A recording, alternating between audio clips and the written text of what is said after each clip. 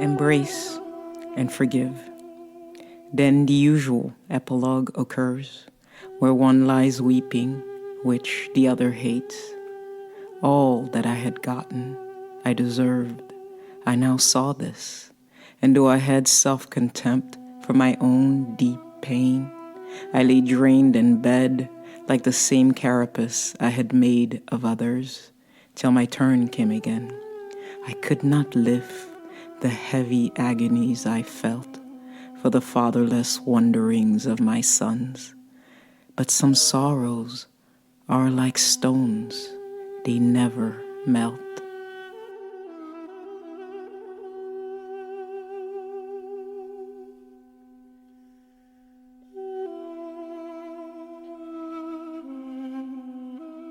This is Poet on Song, and my name is Mariama Antoine. Welcome back to the podcast that proposes to love a poet with you and accompany them with great music. And today, it is the Nobel Prize-winning Derek Walcott that we'll explore.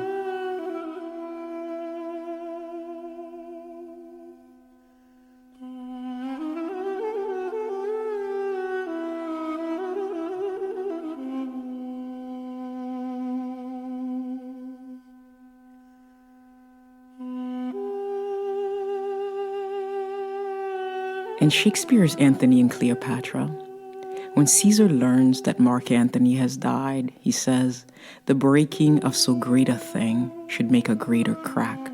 The world round should have shook, lions into civil streets and citizens to their dens." And that's how I feel about the death of Sir Derek Walcott, which virtually went unnoticed.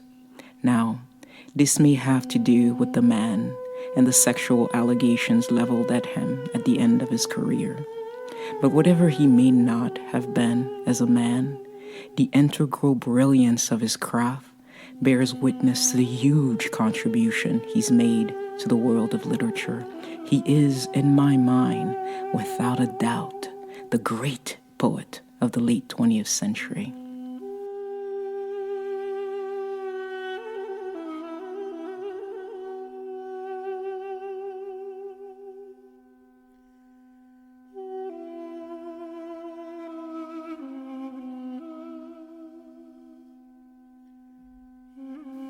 His is a mellifluous song, a voice of such breath and longing, perhaps a longing to right old wrongs, as he says. In any case, he enshrines an entire people and truth beyond all confabulation so that we, precious hearer, may come to know how they came to be who they are now. And Walcott's sun-dusted epic, Omeros, Homer rides the crest of a history where Helen of Troy is of the West Indies. Helen of the West Indies, also known as St. Lucia, but personified in the haughty defiance of a stunning black maid.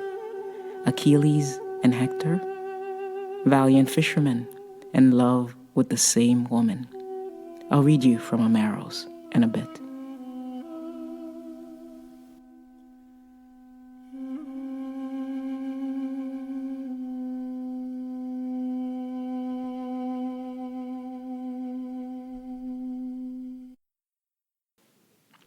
This is from the last chapter of Omeros because, well, it says it all. I sing of quiet Achilles, Achille, Apholabi's son, who never ascended in an elevator, who had no passport since the horizon needs none, never begged nor borrowed, was nobody's waiter, whose end when it comes will be a death by water, which is not for this book, and will remain unknown and unread by him. I sing the only slaughter that brought him the light, and that from necessity, a fish. Sing the channels of his back in the sun.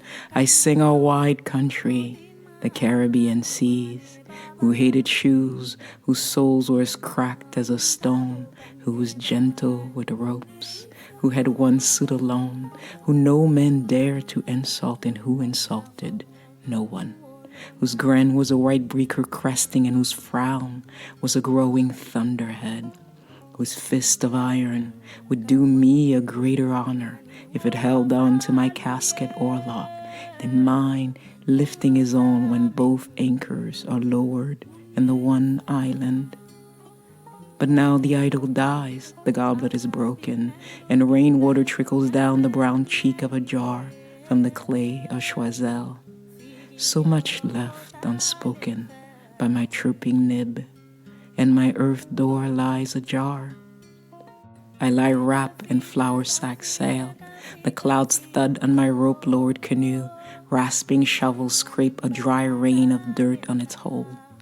But turn your head when the sea almond rattles, or the rusted leaves grape with the shells of my unpharaonic pyramid, towards paper shredded by the wind and scattered like white gulls that separate their names from the foam, and nod to a fisherman with his khaki dog that skitters from the wave crash, then frowns at his form for one swift second. And the earth throat, my pirogue in its brass-handled oarlock is sailing, not from, but with them, with Hector, with Maud in the rhythms of her beds troweled over, with a swilling log lifting its mossed head from the swell. Let the deep hem of the Caribbeans continue my epilogue. May waves remove their shawls as my mourners walk home to their rusted villages, good shoes in one hand, passing a boy who walked through the ignorant foam and saw a sail go out or else come in, and watched asterisks of rain puckering the sand.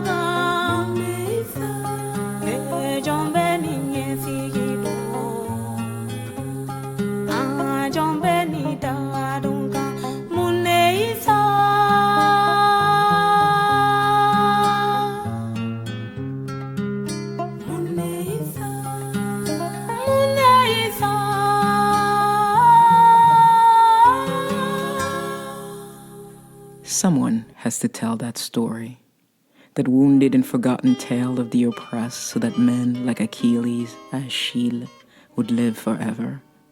More often than not, I'm moved by how boundless his love of the people is.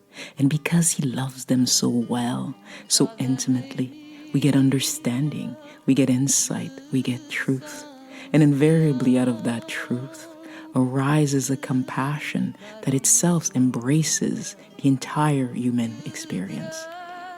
So it's gorgeous, and it is not necessarily because of the erudition driving the depth of his scope, no. What gives pause and therefore relish is the sensitivity with which he images and translates collective pain. It's the pain of all those who have lost what can never, ever be found again. Estando na ermida, frente ao altar, cercaram-me as ondas grandes do mar. Eu atendendo o meu amigo, eu atendendo o meu amigo.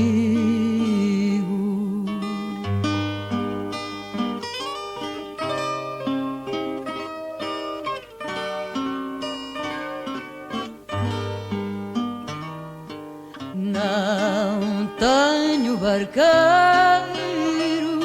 nem remador, morrerei formosa no mar maior. Eu atendendo o meu amigo, eu atendendo. Across the landscape of his seafaring St. Lucia, Philoctetes, the Greek hero, this wounded fisherman cannot fish, the pain in his leg having become incurable. So, it is life without the sea. Ah, the strain of that life. And because he is black, and because he is poor, his pain has a peculiar scent, a particular feeling. It locks at specific points, and most notably, at the root of his story. O fado nasceu dia quando o vento mal bolia e o céu mar prolongava.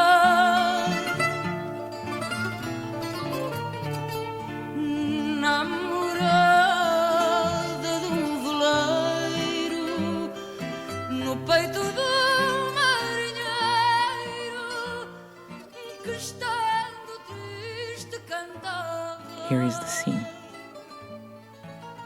Mais qui c'est qui rivaut, Philoctète? Moi blessé. What is wrong with you, Philoctetes?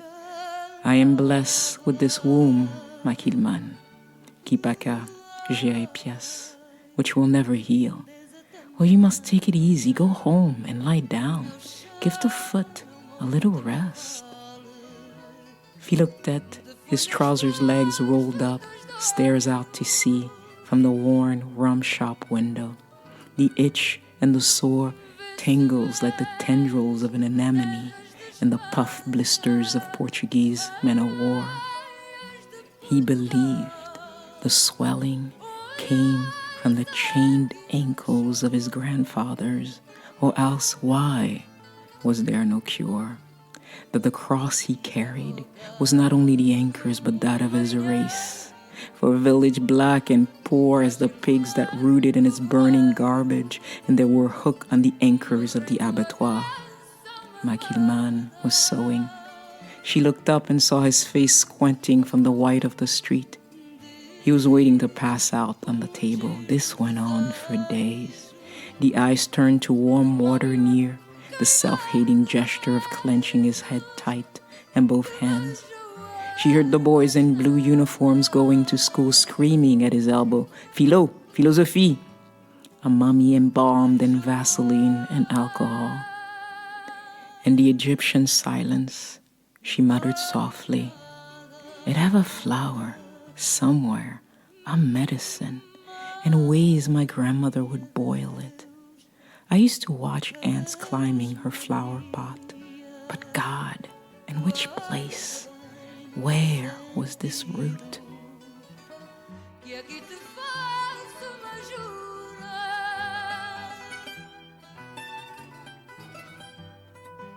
que eu te levo à sacristia, ou foi Deus que foi servido, dar-me no mar sepultura.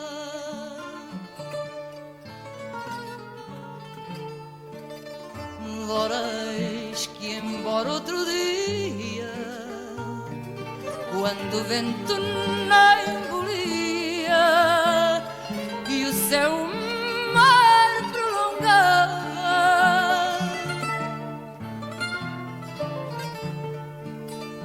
à proa do outro veleiro velava outro marinheiro que estando triste cantava,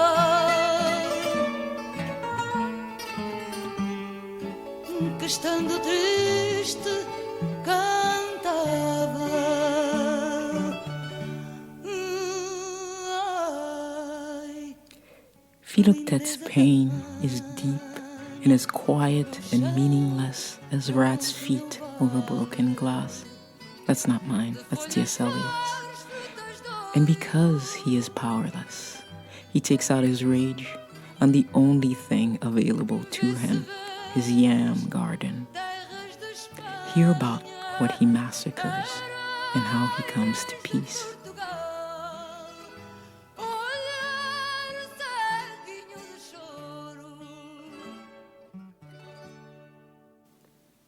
These are the only ruins left here by history, if history is what they are.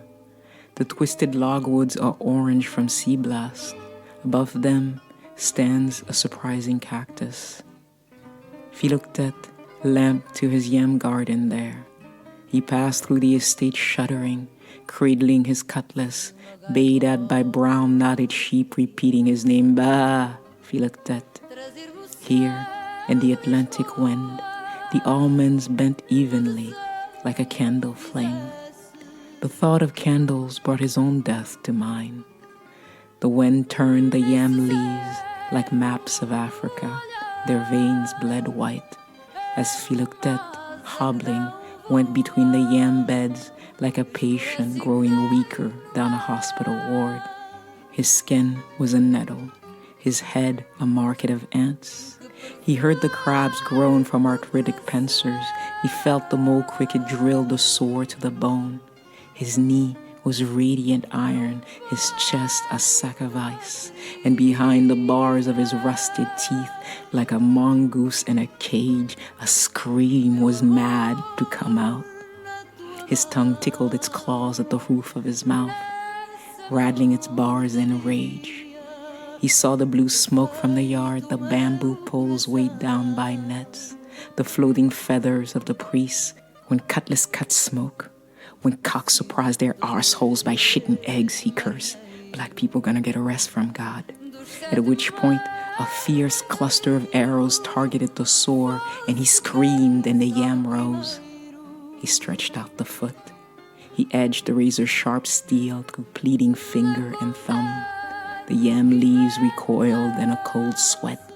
He hacked everyone at the heel. He hacked them at the heel, noticing how they curled head down without their roots, and cursed the yam salop.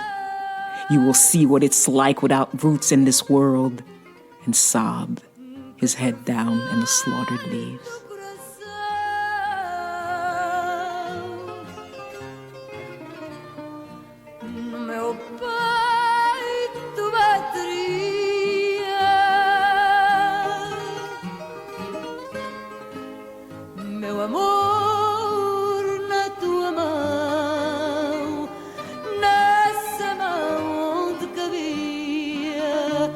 Perfeito meu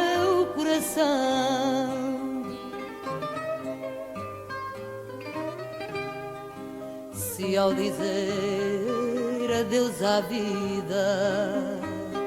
As aves todas do céu me descem na despedida.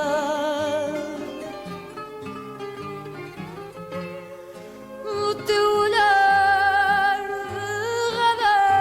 derradeiro, esse olhar que era só teu, amor que foste o primeiro.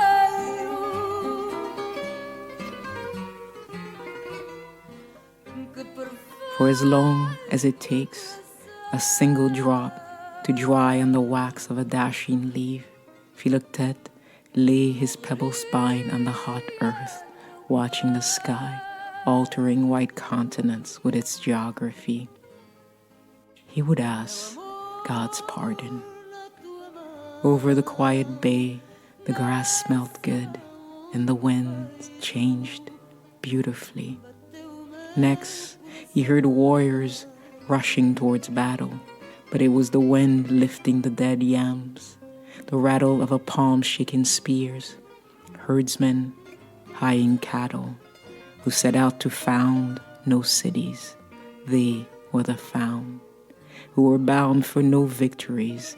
They were the bound, who leveled nothing before them. They were the ground. He would be the soul of patience, like an old horse stamping one hoof in a pasture, rattling its mane or switching its tail as flies keep circling its sores. If a horse can endure affliction, so can man.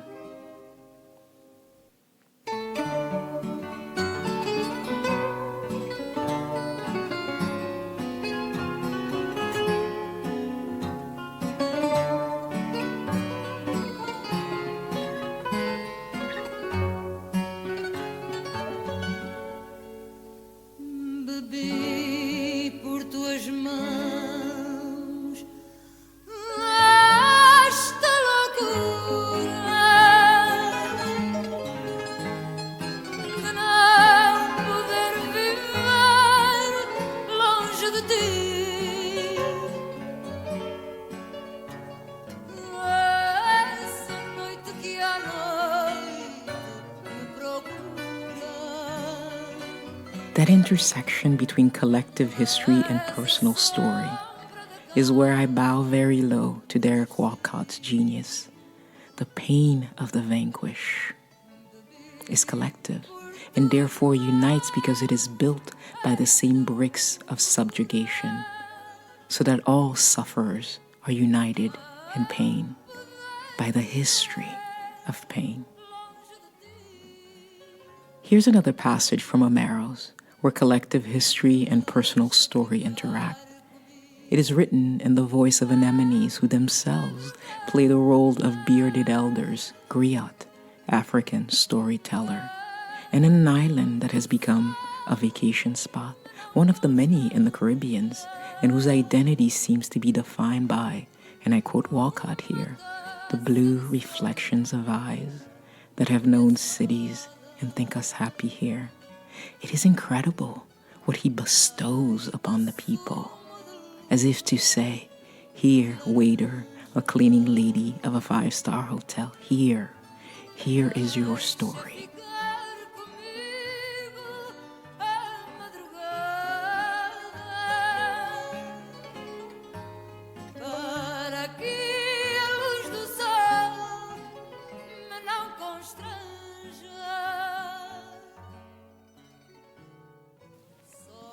We were the color of shadows when we came down with tinkling leg irons to join the chains of the sea for the silver coins multiplying on the souled horizon. And these shadows are reprinted now on the white sand of interpodal coasts, your ashen ancestor from the bight of Benin, from the margin of Guinea. There were seeds in our stomachs, in the crackling pods of our skulls, on the scorching desks. The tubers withered in no time. We watch as the river gods change from snakes into currents. When inspected, our eyes shone dried fawns in their brown irises, and from our curved spine, the rib cages radiated like fronds from a palm branch. Then, when the dead palms were heaved overside, the rib corpses floated, riding to the white sand they remembered, to the bight of Benin, to the margin of Guinea.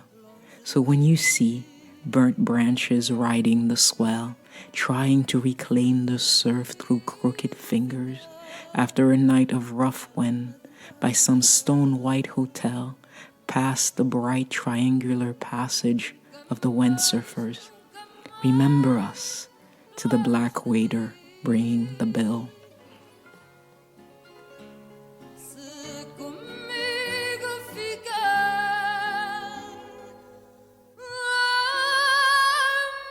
madrugada.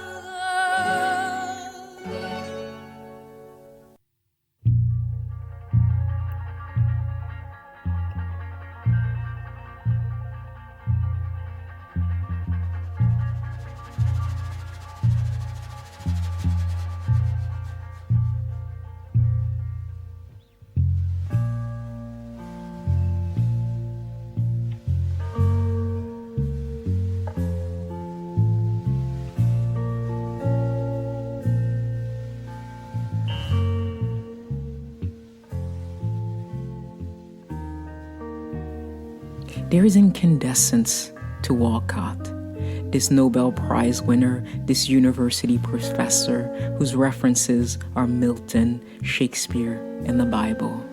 This child of both Caribbean and European descent.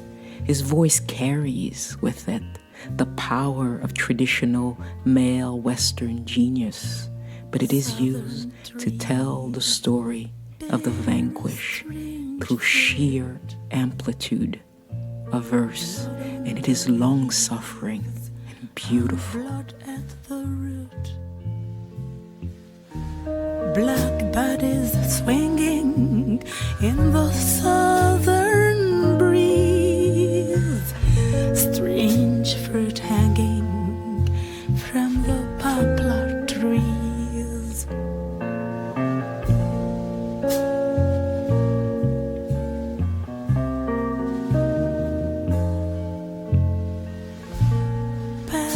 Through a scene of the gallant South,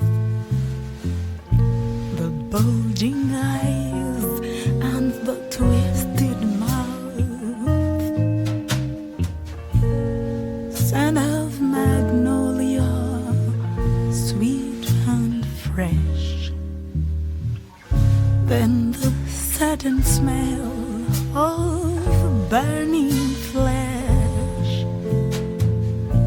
Here is a fruit for the crows to pluck, for the rain to gather, for the wind to suck, for the sun to rot, for the trees to drop.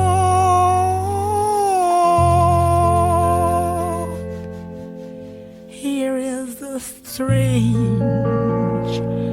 and bitter cry.